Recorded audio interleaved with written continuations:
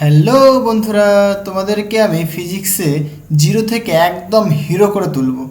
ঠিক আছে, তো দেখো আমি বেসিক্যালি আজকে ইলেভেনের মডেল কোশ্চেন পেপার নিয়ে আলোচনা করব। কিছু ইম্পর্টেন্ট কোশ্চেন রেখেছি, সেগুলো নিয়ে আজকে আমরা ডিসকাস করব এবং সেই প্রবলেমগুলো থেকে আমরা কনসেপ্ট ডেভেলপ করব। ঠিক আছে, কীভাবে সেই প্রবলেমগুলো সলভ করতে হয়, কোন ওয়েতে গিয়ে সলভ করতে হয়, সব কিছু আমরা ডিটেলসে শিখব। দেখো তোমাদের সেমিস্টার সিস্টেম হয়ে গেছে, তোমাদের কি 35 নম্বরের এমসিকিউ কোয়েশ্চেন আসবে, রাইট, ফার্স্ট সেমিস্টারে। তো 35 মার্কস কী করে তোমরা তুলবে, দেখো সেই জিনিসগুলো আমি শেখাবো। ঠিক আছে, তো তোমাদেরকে একদম আমি জিরো থেকে হিরো করে তুলবো। তো আমার সাথে থাকো, আমার সাথে ফিজিক্স এর কোয়েশ্চেন করো, ফিজিক্সের কনসেপ্ট ডেভেলপ করো, দেখবে তোমরা একদম জিরো থেকে হিরো হয়ে যাবে। আমি একদম পুরো বেসিক লেভেল থেকে তোমাদেরকে আমি ফিজিক্সটা শেখাবো। ঠিক আছে, তো দেখো ফার্স্ট যে কোয়েশ্চেনটা আমি রেখেছি সেটা কি বলছে, একটি কণার বেগ ভি, মানে একটা কণার ভেলোসিটি ভি বলে দিয়েছে। বলছে সময় টি এর সাহায্যে যে সমীকরণ দ্বারা প্রকাশ করা হয় তা হলো, এটা বলে দিয়েছে, একটা সমীকরণ আমাদেরকে এখানে বলে দিয়েছে, সেটা কি ভি ইজ ইকুয়াল টু এটি plus B divided by t plus c. Okay, এখানে কি করতে বলেছে দেখো, এই যে এ বি সি এদের কি মাত্রা বা ডাইমেনশন বের করতে হবে, রাইট, এবিসি ডাইমেনশন বের করতে হবে।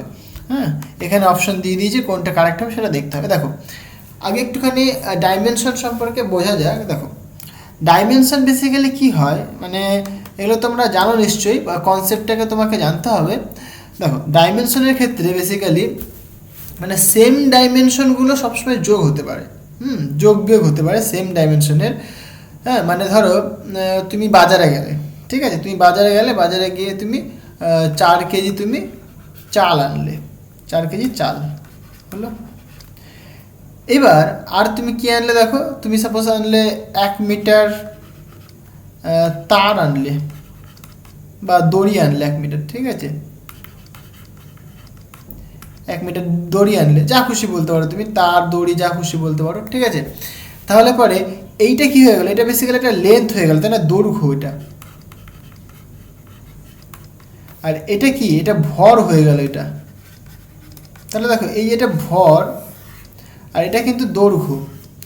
এইবার তোমাকে যদি বলে ভরকে, সাপোজ আমি ভরকে এম দিয়ে বলছি আর দৈর্ঘ্যকে আমি এল দিয়ে রিপ্রেজেন্ট করছি, রাইট, তুমি কিন্তু এই ভরের সাথে কিন্তু এই দৈর্ঘ্য কিন্তু যোগ করতে পারবে না।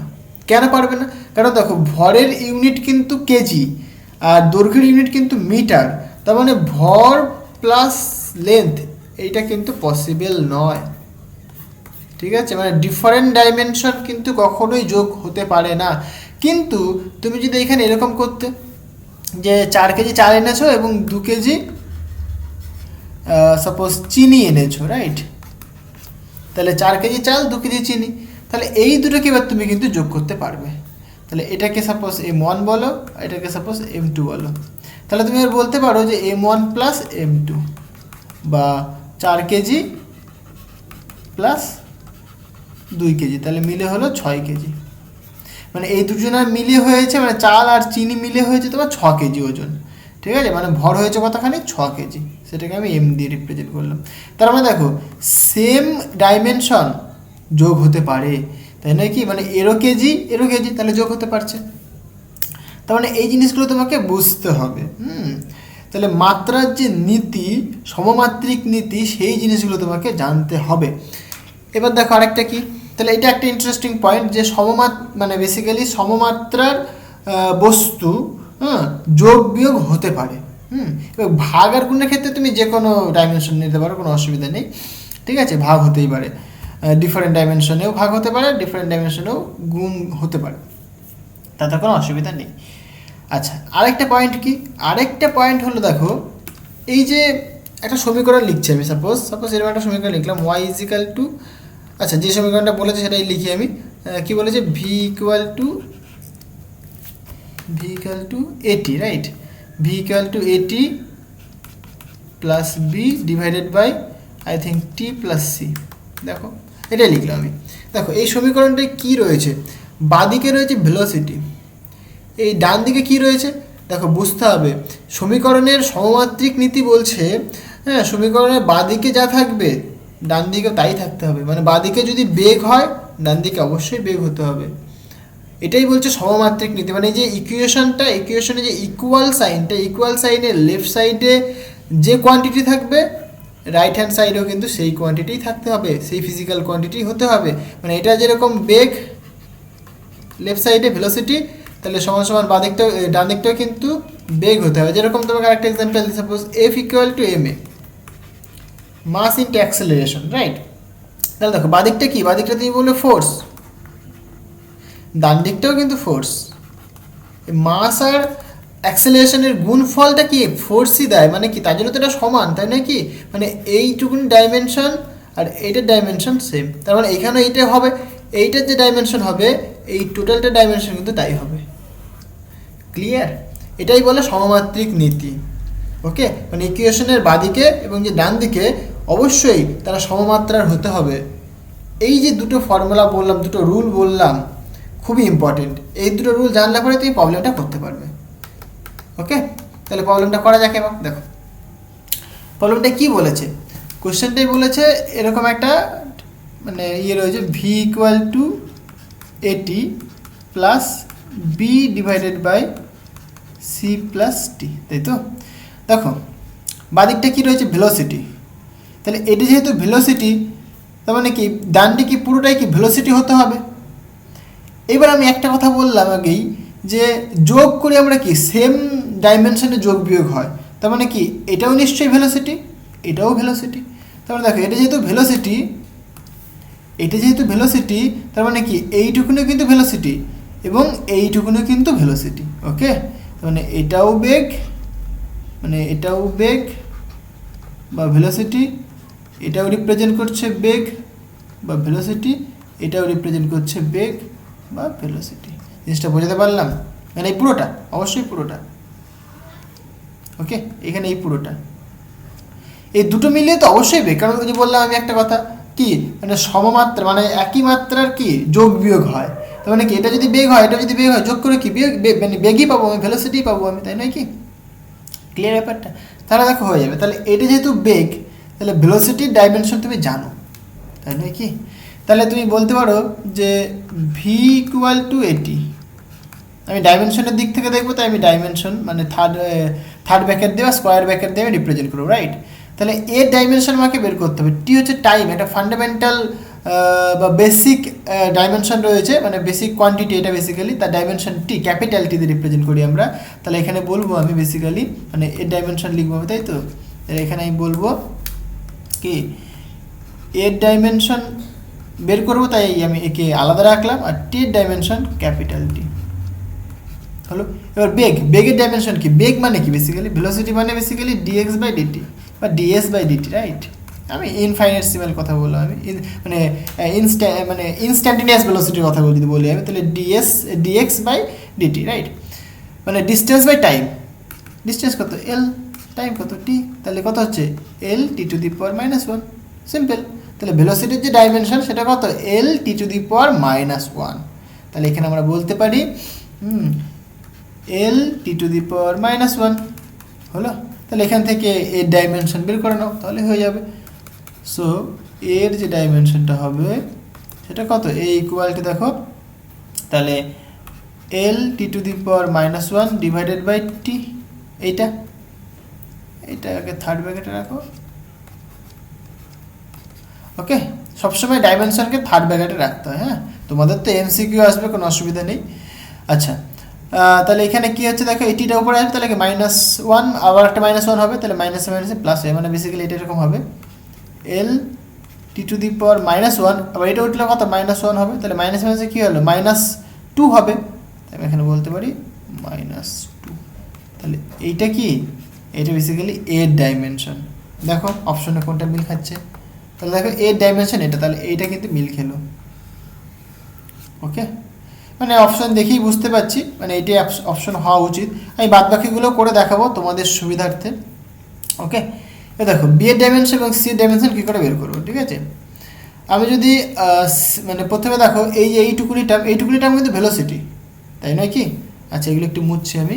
তাহলে এইটুকুনি টার্মও কিন্তু ভেলোসিটি, যেহেতু ভেলোসিটি তাহলে কি ওইটা পুরোটা টার্ম হচ্ছে কি মানে ডাইমেনশন হচ্ছে কি ভেলোসিটি হবে।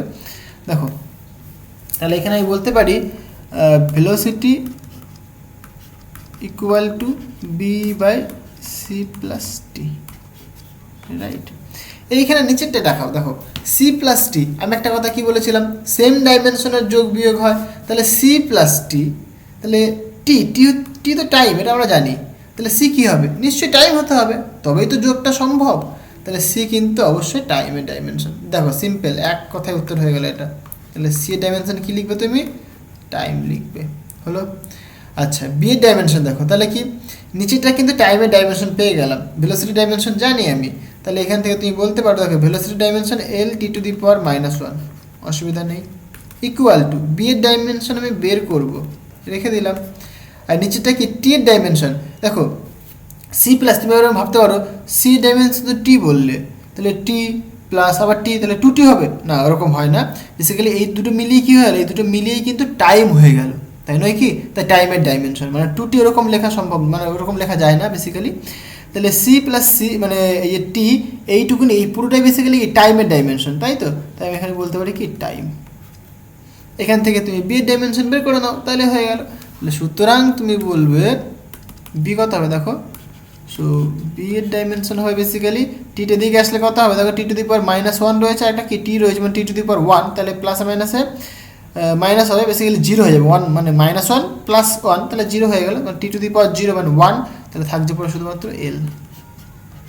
তাহলে বি এর ডাইমেনশন হবে এল, সি এর ডাইমেনশন হবে টি, আর এর ডাইমেনশন হবে তোমার এল টি টু দি পাওয়ার -2। জিনিসটা বোঝাতে পারলাম, দেখো মিলে গেছে, দেখো বি এর ডাইমেনশন কিন্তু কত এল, আর সি ডাইমেনশন কত দেখো টি, তাহলে এই অপশনটা কিন্তু কারেক্ট হবে। ওকে, তাহলে এর ডাইমেনশন তুমি বলবে এরকম এল টি টু দি পাওয়ার -2 হবে, আর বি এর ডাইমেনশন তুমি বলবে এল, আর সি এর ডাইমেনশন তুমি বলবে টি। ওকে, তাহলে এইটা হচ্ছে আমাদের কি কারেক্ট আনসার, হলো, তার মানে C option is correct.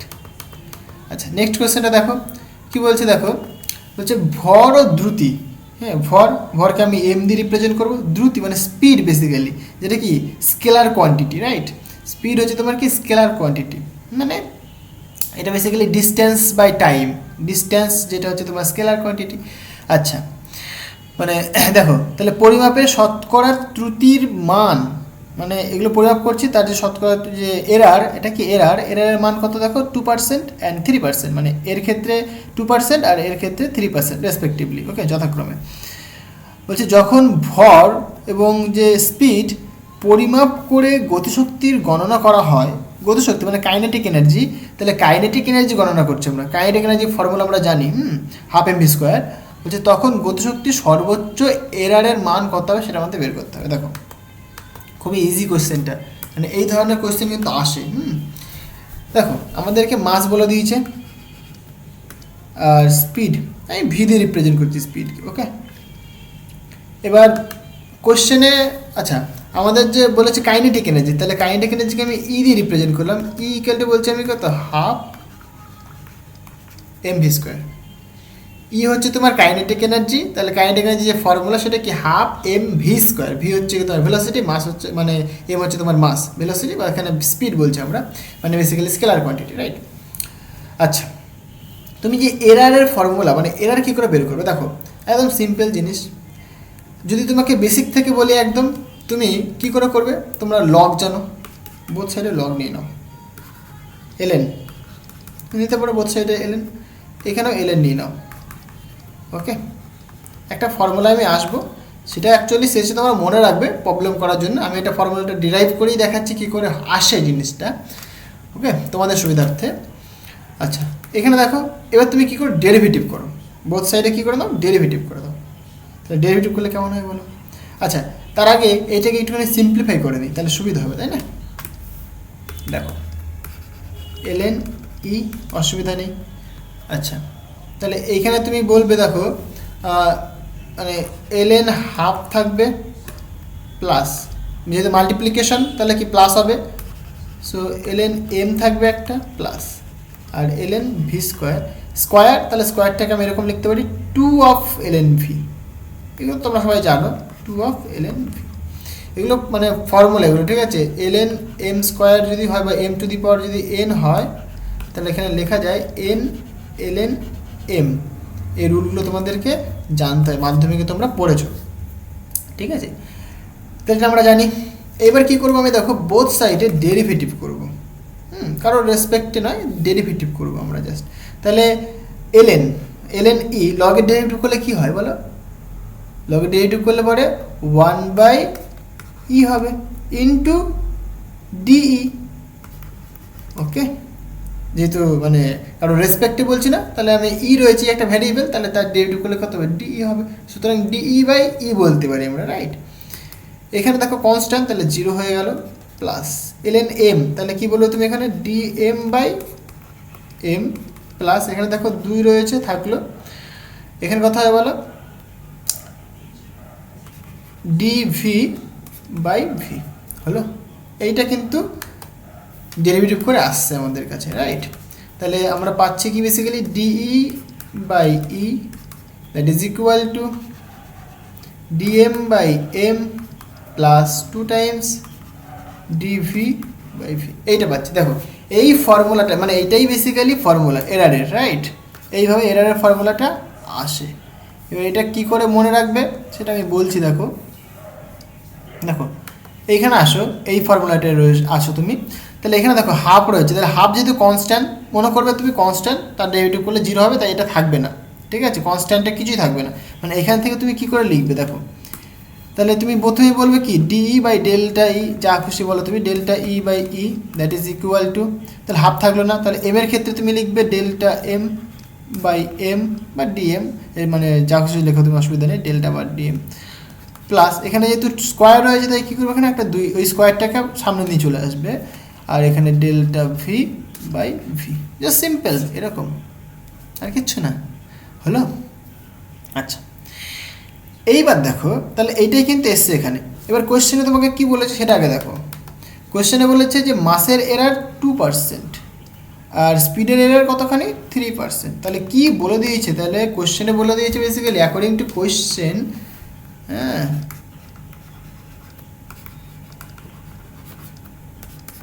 According to question, কোয়েশ্চেনে বলেছে বেসিক্যালি দেখো মাসের এরার বলে দিয়েছে, মানে এই পুরোটা বলে দিয়েছে dm/m ইকুয়াল টু 2%, এটা বলে দিয়েছে, অ্যান্ড dv/v ইকুয়াল টু 3%, এটা বলে দিয়েছে, হলো। তাহলে dm/, মানে যখনই এই এরারটা বলে দেবে, মানে শতকরা যখনই এরার বলে দেবে, তখনই বুঝবে এটা বেসিক্যালি ডি, মানে ওইটা বেসিক্যালি ফ্র্যাকশনটা বেসিক্যালি, তাই তো, মানে এটা বেসিক্যালি dm/m আর এটা বেসিক্যালি dv/v, রাইট। মানে এই ফ্র্যাকশনটা এখানে বেসিক্যালি বলে দিয়েছে, এরারটা, এটা বেসিক্যালি এরার। ক্লিয়ার হলো? তাহলে এগুলো বলে দিয়েছে, এবার এখানে পুট করে দাও, তাহলে তুমি কি এনার্জিটা পেয়ে যাবে তুমি। তাহলে ফ্রম ইকুয়েশন 1, তো সুতরাং আমরা বলতে পারি দেখো de/e that is equal two, এর জন্য 2% প্লাস 2 টাইমস 3%, তাহলে কত হচ্ছে দেখো 2% প্লাস 6%, তাহলে 3 এর দিকে কত হচ্ছে 8%, তাহলে 8% হচ্ছে তোমার কাইনেটিক এনার্জির এরার আসবে। ওকে, তাহলে কোন অপশনটা রাইট হবে দেখো, বি অপশনটা। মানে ভরের যদি এরার 2% হয় আর স্পিডের যদি এরার 3% হয়, তাহলে কাইনেটিক এনার্জি মেজারমেন্টে তার যে ম্যাক্সিমাম এরার আসবে সেটা কতখানি হবে দেখো 8%। কী করে হলো জিনিসটা কি বোঝাতে পারলাম? তাহলে এইভাবে কিন্তু প্রবলেমটা সলভ করতে হবে।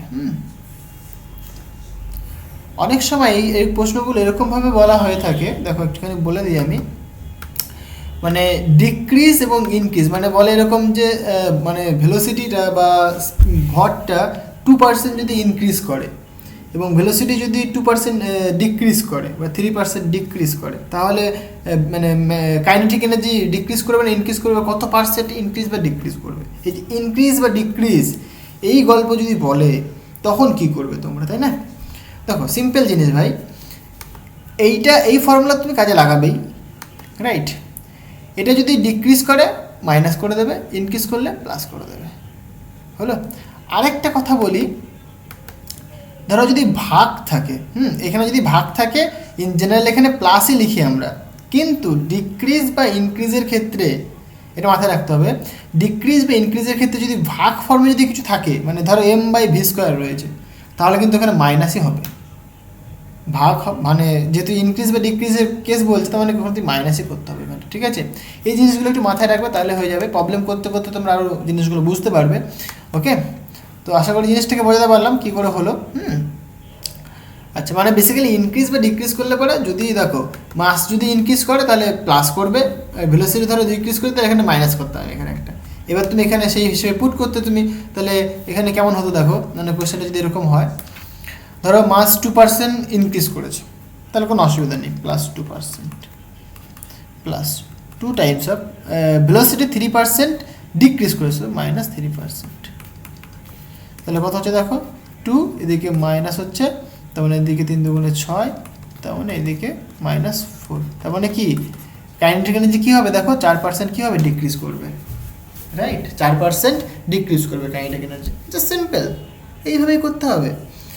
আচ্ছা, নেক্সট প্রবলেমটা দেখো, বলছে দুটি ভেক্টর, একটা এ ভেক্টর একটা বি ভেক্টর, পরস্পরের সঙ্গে থিটা কোণে আনত, মানে থিটা কোণ রয়েছে, রাইট? মানে এরকম ব্যাপারটা। আমি যদি জিনিসটাকে বোঝানোর চেষ্টা করি,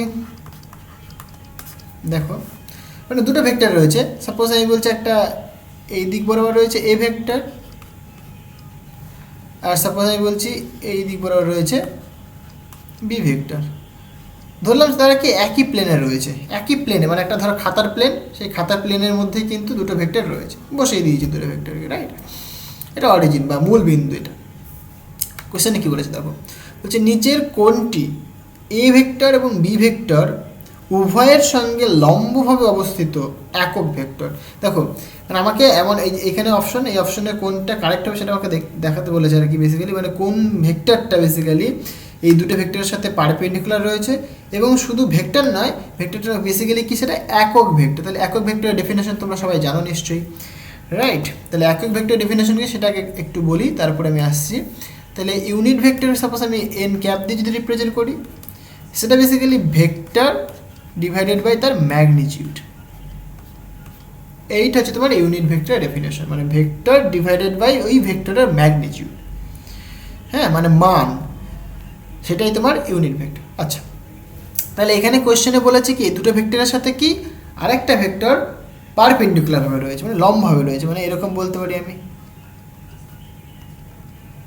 পারপেন্ডিকুলার রয়েছে। এই যে এটা কি বি ভেক্টরের সাথে 90 ডিগ্রি কোণে রয়েছে, এ ভেক্টরের সাথে 90 ডিগ্রি কোণে রয়েছে। মানে একটা খাতার প্লেন, খাতার প্লেনের উপরে মানে আমি একটা খাড়া করে পেন ধরলাম, সেই পেনটাই তোমার হচ্ছে তোমার ওই নর্মাল ভেক্টরটা, মানে লম্ব ভেক্টরটা, রাইট? এবং এটা কি ইউনিট ভেক্টর, মানে আমি এটাকে সাপোজ n ক্যাপ দিয়ে রিপ্রেজেন্ট করছি আমি। দেখো একদম সিম্পল কোশ্চেন, এটা পাতি কোশ্চেন, একটুখানি বুঝলেই কোশ্চেনটা করা যায়, ঠিক আছে? এটা n ক্যাপ দিয়ে রিপ্রেজেন্ট করলাম আমি, মানে কি দেখো এই অ্যাঙ্গেলটাও কিন্তু 90 ডিগ্রি, মানে একটুখানি ভালো করে দেখাই, এই বি এর সাথে অ্যাঙ্গেলটাও 90 ডিগ্রি, অ্যাজ ওয়েল অ্যাজ এর সাথে অ্যাঙ্গেলটাও কিন্তু 90 ডিগ্রি। তোমাদের বোঝার জন্য আমি অ্যাঙ্গেলটা দেখালাম। ক্লিয়ার হলো? দেখো এইবার একটা জিনিস তোমরা জানো, এই যে এ ভেক্টর এবং বি ভেক্টর, এদের দুটো প্রোডাক্ট হয়, একটা ক্রস প্রোডাক্ট হয়, একটা ডট প্রোডাক্ট হয়, রাইট? ক্রস প্রোডাক্টটা কী হয় আর ডট প্রোডাক্টটা কী হয়, দেখো ক্রস প্রোডাক্ট এবং ডট প্রোডাক্ট দু ধরনের প্রোডাক্ট পাই আমরা। এক হচ্ছে তোমার ডট প্রোডাক্ট, তাহলে A vector dot B vector, এটাকে আমরা স্কেলার প্রোডাক্টও বলে থাকি। That is equal to A ভেক্টরের ম্যাগনিটিউড, সেটাকে সিম্পল এ দিয়েও বলতে পারো, অথবা এ ভেক্টর দিয়ে তার মড করে দিতে পারো, বা সিম্পল তুমি এ বি লিখতে পারো, অসুবিধা নেই, ইন্টু কস এই দুটো ভেক্টরের মধ্যবর্তী অ্যাঙ্গেল থিটা বলে দিয়েছি, তাই থিটা। এটাকে এরকমও বলতে পারতো তুমি এ বি কস থিটা। দেখো এটা বেসিক্যালি প্রোডাক্ট করলে একটা স্কেলার দেয়, তাই এটাকে বলে আমরা স্কেলার প্রোডাক্ট বলা হয় থাকে, এটাকে, ঠিক আছে? স্কেলার প্রোডাক্ট বা ক্রস প্রোডাক্ট, কী বলে, ডট প্রোডাক্ট। আরেকটা থাকে সেটা কি বেসিক্যালি ভেক্টর প্রোডাক্ট বা ক্রস প্রোডাক্ট। তাহলে সেটা কেমন হয়, ক্রস মানে এই যেরকম ক্রস, ওকে, এটা ডট দিয়ে রিপ্রেজেন্ট করেছি ডট প্রোডাক্ট, ক্রস দিয়ে রিপ্রেজেন্ট করলাম ক্রস প্রোডাক্ট। এটা ভাঙলে কেমন হয়? একই রকম এদের ম্যাগনিটিউড পাবো আমরা ইনটু এদের মধ্যবর্তী অ্যাঙ্গেল সাইনে পাবো, তাই সাইন থিটা। বাট এইখানে শেষ নয়, এইখান পর্যন্ত লিখলে কেটে দেবে তোমাকে। কি হবে? এইখানে একটা নর্মাল ভেক্টর থাকবে, নর্মাল ইউনিট ভেক্টর। মানে এই ক্রস প্রোডাক্ট যখন পড়া হয় এটাকে আমরা ভেক্টর প্রোডাক্ট বা ক্রস প্রোডাক্ট বলে থাকি, রাইট? এটা কি ভেক্টর প্রোডাক্ট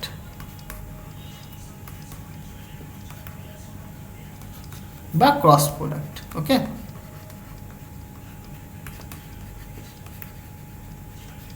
আচ্ছা এইখানে কি দেখো, মানে তোমাকে সাপোজ এরকম বললাম আমি, এরকম একটা ভেক্টর রয়েছে, এটা এক্স অ্যাক্সিস,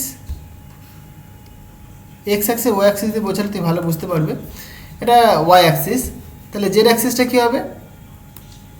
অ্যাকচুয়ালি কি এই যে এক্স ওয়াই জেড এটা কি অর্থোগোনাল, মানে পরস্পর কি 90 ডিগ্রি হয় আর কি। এই দিকটা সাপোজ বললাম আমি জেড অ্যাক্সিস, সাপোজ এটাকে বললাম আমি জেড অ্যাক্সিস, ঠিক আছে? এই যে আমি অ্যাক্সিসটা আঁকলাম, এই যে মানে কোঅর্ডিনেট সিস্টেমে আঁকলাম, এটা অরিজিন ধরলাম এটাকে আমি। তাহলে দেখো ভালো করে বোঝো জিনিসটা, বেসিক্যালি এই কোঅর্ডিনেট সিস্টেম থেকেই তুমি ক্রস প্রোডাক্টটাকে বুঝতে পারবে। তাহলে এক্স অ্যাক্সিস, ওয়াই অ্যাক্সিস এবং জেড অ্যাক্সিস এটা পরস্পর কিন্তু 90 ডিগ্রি, মানে এদের মধ্যবর্তী অ্যাঙ্গেল কত? 90 ডিগ্রি, রাইট? এটাও 90 ডিগ্রি, এটাও 90 ডিগ্রি, এটাও 90 ডিগ্রি, সবই 90 ডিগ্রি। বাট এর ক্ষেত্রে কিন্তু 90 ডিগ্রি হতে হবে তার কোনো কথা নেই, মানে যে কোনো অ্যাঙ্গেল হতে পারে। আমি এটাতে বোঝাচ্ছি জিনিসটা, ঠিক আছে?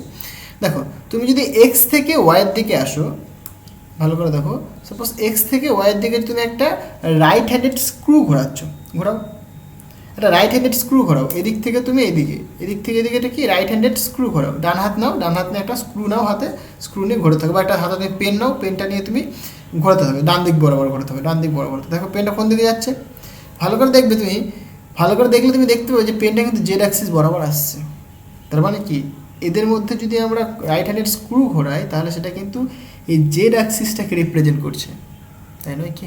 এই ক্রস প্রোডাক্টটাও ঠিক সেরকম, মানে এই এক্স অ্যাক্সিস আর ওয়াই অ্যাক্সিস, মানে এক্স অ্যাক্সিস আর ওয়াই অ্যাক্সিসে যদি আমরা ক্রস প্রোডাক্ট করি আমরা, তাহলে সিম্পল আমরা জেড অ্যাক্সিস পাবো। আমরা হলো এক্স অ্যাক্সিস আর ওয়াই অ্যাক্সিসের ক্রস প্রোডাক্ট করলে আমরা জেড অ্যাক্সিস পাবো, এই অ্যাক্সিস বোর্ডটা পাবো আমরা। তাহলে এখানেও একই রকম ব্যাপার, এ অ্যাক্সিস এবং এ ভেক্টর আর বি ভেক্টর তাদের ক্রস প্রোডাক্ট যদি করি, মানে বেসিক্যালি কি দেখো, তাহলে এ আর বি, তাহলে এখান থেকে মানে যে মানে অ্যাকচুয়ালি যেটা থেকে যেটা বলবে এ ক্রস বি বললে আমি এ থেকে বি এর দিকে রাইট হ্যান্ডেড স্ক্রু ঘোরাবো। যদি বলতো বি থেকে এ, বি থেকে এ, তাহলে কি বি থেকে এর দিকে আমি রাইট হ্যান্ডেড স্ক্রু ঘোরাতাম। ওকে, তাহলে এখানে যেহেতু এ থেকে বি বলেছে, তাহলে এ থেকে বি এর দিকে একটা রাইট হ্যান্ডেড স্ক্রু ঘোরাও, তাহলে কোনটা পাবে তুমি? দেখো এই অ্যাক্সিসটা পাবে। হলো এটা কি, এটা বেসিক্যালি পারপেন্ডিকুলার হবে, এই দেখালাম এখানে পারপেন্ডিকুলার হবে, লম্ব হবে, তাই নাকি? এই ওয়াই অ্যাক্সিসটা যদি সাপোজ এদিক বরাবর হতো তাতে কোনো অসুবিধা ছিল না, মানে একই প্লেন, এক্স ওয়াইকে একটা প্লেন, তো আমি ওই প্লেনেরই একটা যে কোনো একটা পয়েন্টে আমি একটা অ্যাক্সিস রাখলাম, এদের মধ্যে যদি ক্রস প্রোডাক্ট করতাম তাহলে কিন্তু আমরা এটাই পেতাম আমরা, ঠিক আছে? লম্বটা পাবো আমি বেসিক্যালি, তাহলে এদের মধ্যে ক্রস প্রোডাক্ট করলে তুমি এইটা পাবে, তুমি এই অ্যাক্সিসটা পাবে তুমি। তাহলে ডেফিনেশন জানো, লিখে ফেলো। তাহলে ভেক্টরের ডেফিনেশন তুমি বললে এখনই যে A vector cross B vector, এটা করলে কী পাবো আমরা?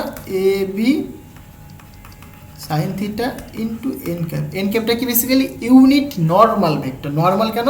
ওই যে দুটো ভেক্টর, এই যে দুটো ভেক্টর, এই দুটো ভেক্টরের নর্মাল মানে 90 ডিগ্রি, তার জন্য বলছি নর্মাল ভেক্টর। আর ইউনিট ভেক্টরকে আমরা সবসময় কি ক্যাপ দিয়ে রিপ্রেজেন্ট করি, যেটা আমরা একটা ক্যাপ দিয়ে দিই, ঠিক আছে? এই ক্যাপ দিয়ে রিপ্রেজেন্ট করা হয়, এটাকে ক্যারেট বলা হয়ে থাকে। হ্যাঁ, আমরা ক্যাপ বলি, ক্যাপ বলতে অভ্যস্ত, বাট এটাকে অ্যাকচুয়াল নাম হচ্ছে ক্যারেট, এন ক্যারেট। ওকে, আচ্ছা তাহলে এখান থেকে তুমি কি বলতে পারো দেখো, সো এখান থেকে তুমি বলতে পারো এন ক্যাপ, আমার তো এই নর্মাল ভেক্টরটা বের করতে বলেছে, নর্মাল ইউনিট ভেক্টরটা, সেটা ইকুয়াল কত? So A vector cross B vector divided by A B sine theta, এইটাই তোমার কিন্তু অ্যাকচুয়াল আনসার। ওকে, তাহলে এন ক্যাপটা কি একটু বলে দিই আমি, এন ক্যাপটা ইউনিট নর্মাল ভেক্টর, এন ক্যাপটাকে বলা হয়ে থাকে কি ইউনিট নর্মাল ভেক্টর হলো। তাহলে এইটাই হচ্ছে তোমার কারেক্ট আনসার। এটা কোনটা দেখো, অপশন সি। তাহলে অপশন সি হচ্ছে তোমার কারেক্ট অপশন হলো। আশা করি জিনিসগুলো বোঝাতে পারলাম। যদি তোমাদের কোনো অসুবিধা হয় অবশ্যই কমেন্ট করে আমাকে জানিও। হ্যাঁ, আজকের মতো এই পর্যন্তই থাক। দেখা হবে আবার নেক্সট ভিডিওতে আরও কিছু ইম্পর্টেন্ট ইন্টারেস্টিং কোয়েশ্চেন নিয়ে। এই মডেল আমরা করতে থাকবো আমরা। হ্যাঁ, আমরা আরও কনসেপ্ট ডেভেলপ করতে থাকবো। হ্যাঁ, ফিজিক্সটাকে আরও আমরা ইন্টারেস্টিং ওয়েতে শিখতে থাকবো। আমরা ফিজিক্সে একদম হিরো হয়েই ছাড়বো, রাইট? সো দেখা হবে নেক্সট ভিডিওতে। Thank you.